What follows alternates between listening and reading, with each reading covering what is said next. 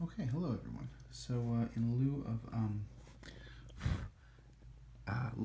lecture on new stuff today, because there's an exam coming up, I'm going to just go over some solutions to the practice problems, and I will scan and upload these afterwards, and they'll be online. So, all right. So without further ado, what's number one? So number one is let A be an n by n matrix over Z. Let A in n by n Z. And the claim is that A is invertible if and only if det A is in plus or minus 1. A is invertible as a matrix over Z if and only if det A is plus or minus 1. Okay, so let's first go this way. So A is invertible. What does that mean? Suppose that, so this means, so by definition it means there exists B in n by n. I'm writing n, n, n. There we go. N by n matrices over Z, such that AB is identity. Matrix on n. Matrix of rank n. Okay? Now, these are matrices with values in integers, but integers are particular cases of real numbers or rational numbers. So the determinant works the way you think it works, right? The multiplication of matrices works exactly the same way, the determinant works exactly the same way. So in particular, this implies that det of AB is det A, det B is 1. Right? Because this 1n is the identity matrix that has determinant 1, and the determinant is multiplicative. So this implies that det A is a unit. Det A is a unit in Z. So I'll just write that det A in Z cross, but that is, as we know, plus or minus 1. Right? The set of integers that have multiplicative inverses, it's like day 2 of our lectures on integers, that's just precisely plus or minus 1 by just basic natural properties of natural numbers. All right, so that's one way. Let's go the other way. Suppose that det A is in plus or minus 1. So let det A equal 1 or det A equal minus 1. I mean, they're basically the same thing. So how do we find an inverse matrix to this matrix? Now remember, of course, there's an inverse matrix over R or over Q or something. But how do you find one over Z? Well, there's a few ways to do it, but what I'll say is that there's actually a formula for the inverse in terms of the minors. So recall that, okay, so because the determinant is 1 or minus 1, A is invertible over R, right? I.e. there exists a matrix B with real entries such that AB is 1, and this matrix A and B, which I'll now call A inverse because we know from linear algebra over fields that it's unique, it's a well-defined thing. A inverse is 1 over det A times, and then there's a formula for it which are in terms of the minors of A. So I'll just denote them capital A11, capital A12, capital A and N, where Aij is a minor of A. In particular, it's the determinant of something. Right, so it's the determinant of a matrix where you block out the determinant of a submatrix. So I'll say it this way, of A. So in particular, what is it? Okay, so up to a plus or minus 1, up to a sign, which you have to adjust as you move along. It's the determinant of a matrix where you remove the ith row and the jth column. So you remove the ith row, you remove the jth column, and you multiply by minus 1 to the I plus j, right? That's the minor. So it's I'll say it's the more precise plus or minus the determinant of some submatrix of A. So here's the deal. Since A has integer entries, the determinant of A and all of its submatrices are integers, right? What's the determinant? It's some big function which is a polynomial combination of the entries. So since A has entries in Z, this Aij is in Z also, right? It's just a polynomial function of some sub-entry of the matrix entries of A, right? It's a bunch of it's a sum of a bunch of products of elements of A. So these are all in Z, and 1 over det A in Z. Since det A is plus or minus 1. It's in, I could say is plus or minus 1, but it's in plus or minus 1. Right? So 1 over det A is either plus or minus 1 again. So A inverse is in M n by n Z. In other words, we've produced a matrix, an n by n integral matrix, and of course it's the inverse as a real matrix, but of course the matrix multiplication is the same over integers or over R, right? So when you multiply these two things, you get 1, 1, 1, 1. So that's it. That's the proof. Okay, so that was really more of a linear algebra problem than an algebra problem, but okay. You know, we have to do a little linear algebra in this course, especially to do algebra over Z. All right, so let's do number 2. So so suppose in this case that G is A cross B. So G is abelian. G equals A cross B. So it's a product of two abelian groups. And suppose that A is torsion. So A is torsion and B is free. Then the torsion in G is A. Then G is a tor. Okay, so how to prove this? So what does it mean to be torsion? It simply means that you can add to yourself a bunch of times and get 0. So I'll write the groups additively. So write additively.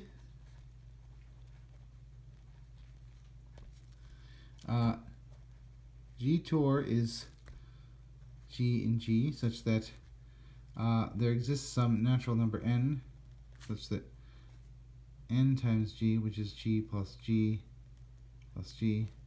n times, is 0. So it's that set of elements. Now everything in A has this property. B is a free group. Nothing in B does. So if AB is in G, which is A cross B, then n times AB, right? So that's AB plus itself n times. That's n times A, n times B, right? How do you add these pairs? You get A plus A plus A plus A plus A, B plus B plus B plus B plus B. So that's NA and B.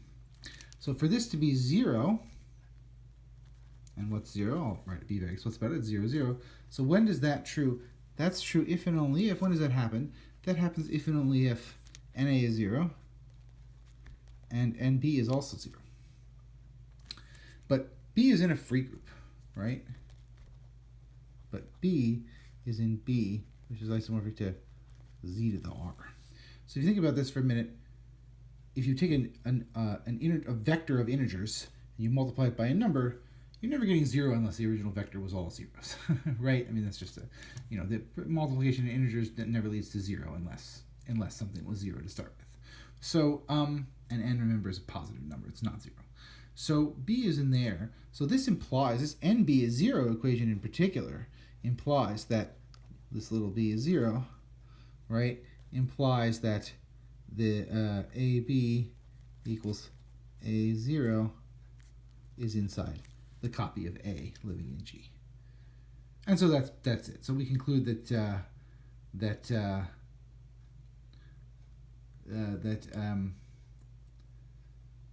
I'm saying G is A tor, but of course I mean A is G tor.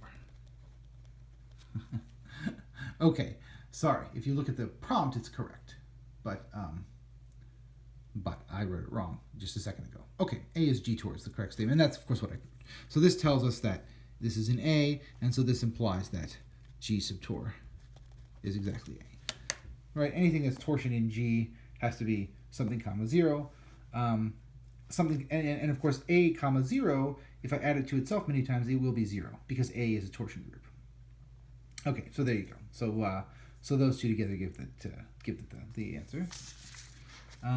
Okay, next problem. Explicit primary decomposition. I'm actually going to probably not write the solution to this. Maybe if there's massive requests, maybe I'll do it tomorrow. But for now, this is just a kind of hands-on, sort of easy exercise in dividing out prime numbers, which is probably, kind of not that great a use of everyone's time. So let's skip on to number 4.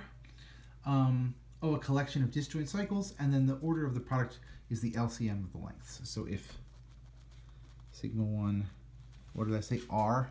Yeah, sigma R are disjoint cycles in Sn, then the order sigma 1, sigma r is LCM. Sigma 1, sigma r. Okay.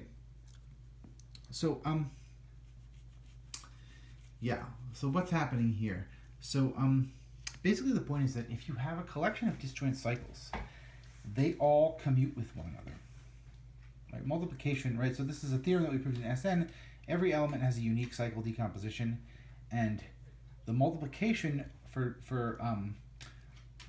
along disjoint cycles happens in any order, right? So if I'm multiplying sigma 1, sigma r, so in other words, the disjointness, so let's solve this problem. So disjointness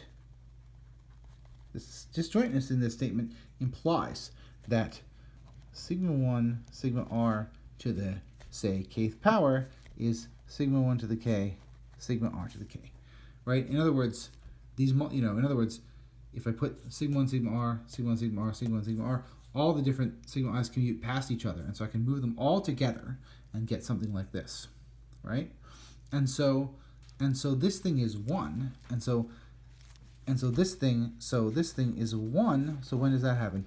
That happens if and only if each sigma 1, sigma r, sigma 1 to the k, sigma r to the k, equals 1, right? Because again, this is a collection. When I take a cycle and I take a power of it, that's also a cycle on the same subset, right? I'm just cycling around the elements, and so this product in turn is a product of disjoint cycles, and so for it to be the identity, it means that it fixes everything. So it fixes all the things individually in each cycle, and so it just follows right away that this thing being 1 is the same as each of them being 1, and so the order of this thing, the least such k, is precisely the least k such that each sigma 1 to the k. So the order, to write it a little formally, the order of sigma 1 dot sigma r is least k such that sigma 1 to the k equals sigma r to the k equals 1. But what are numbers such that sigma 1 to the k, sigma 2 to the k is 1? Those are multiples of the order of sigma 1, right? If the order of sigma 1 is the least one of this, the order of sigma 2, right? So these are numbers such that are multiple. So they are the least multiple of order sigma 1, order sigma 2, etc., order sigma r, which is 1. In other words, this is exactly the LCM of order sigma 1, order sigma r. If you just unpacking the definition, that's exactly what gets spit out.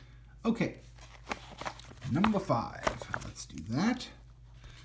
Quickly write that up. So, consider the unit circle. I say, as we know, this is a group. I don't say under what, it's under complex multiplication. And then I say, show that the multiplication of complex numbers induces an action of S1 on C star. I could have said C. Oh yeah, okay, I see why I didn't do that. Okay, so 5a. So S1, which is Z and C, such that the norm of Z is 1, acts on C star. Okay, so if Z in S1 and W in C star, the action is Z times W, right? And then we need to check that Z1, Z2 times W is Z1 times Z2 times W, but this is just a property of multiplication of complex numbers, right? Multiplication of complex numbers is associative, right? This is everything inside is a group, a multiplicative group here. So this is contentless. Yeah, this is just basic effects from complex numbers. Okay, so that's the thing to check to be an action. So there's that, and then I say that if you take the quotient space C star cross S1, you can identify that space with the positive real numbers. Okay, kind of a fun thing. Right, so what's the quotient space? So I have to take the orbits of S1, and I have to find out a one-to-one correspondence between orbits of S1 and positive real numbers. Okay, so what are the orbits of S1? So what is an orbit? So let W1, W2 in C star. So then W1 tilde W2 under this action, right? That's if and only if there exists Z in S1 such that ZW1 is W2, right? What are the coset spaces? They're the spaces that are, you can reach one number from the other by multiplication by Z. Okay, and now I claim that this holds, so claim that this holds if norm of Z, norm of W1 is norm of W2. Well, why? Because if ZW1 is W2, then, okay, so what's the norm of ZW1? It's norm of Z, norm W1, and that's norm W1, because norm of Z is 1, right? But on the other hand, that's norm W2. Okay, so if ZW1 is W2, where Z is in S1, then the norm of W1 and W2 are equal. And if norm of W1 equals norm of W2, and note that these are in C star, C minus 0, so these are non-zero numbers, then Z equals W2 over W1, right? W1 is a non-zero number, so it makes sense, satisfies Z W1 is W2. Well, obviously, I just defined it to be the quotient, and norm Z is norm W2 over norm W1 is 1, because they have equal norm. So if you have two non-zero complex numbers whose norms are equal, then the thing to get the one into the other by multiplication has norm 1. And so what do we get? We get that the orbits are exactly the spaces of equal norm. So now the claim is that in each space of equal norm, to each such orbit space, I can attach a real number in a unique way. In fact, there is a unique there's a unique positive real number in each orbit. So let's finish the proof this way. So I'll say, so there exists a unique positive real number in each orbit, namely the norm. Namely, R is norm of W for all W in O. Let's call the orbit O. Right? So in other words, for any orbit O, I can attach a real number, namely the norm. Right? The norm itself is a positive real number. A real number is a complex number, so that's an element of this orbit. Right? It's a complex number with that norm. And every other complex number with that norm, it tildes this number under this action. And two different real numbers have different norms, right? Because they're positive real numbers. So there exists a unique positive real number for each orbit, and so C cross S star, cross S star is 1. So okay. So it maps to R is a bijection. R plus. Okay. All right. I owe you 4 more problems. I am going to take a quick break here, split this video in 2 because these long videos are killing me on YouTube. I'm going to stop, and then I'm going to resume in a few minutes and do the last couple problems, and then I'll scan and upload them as well. So I'll see you again in 5.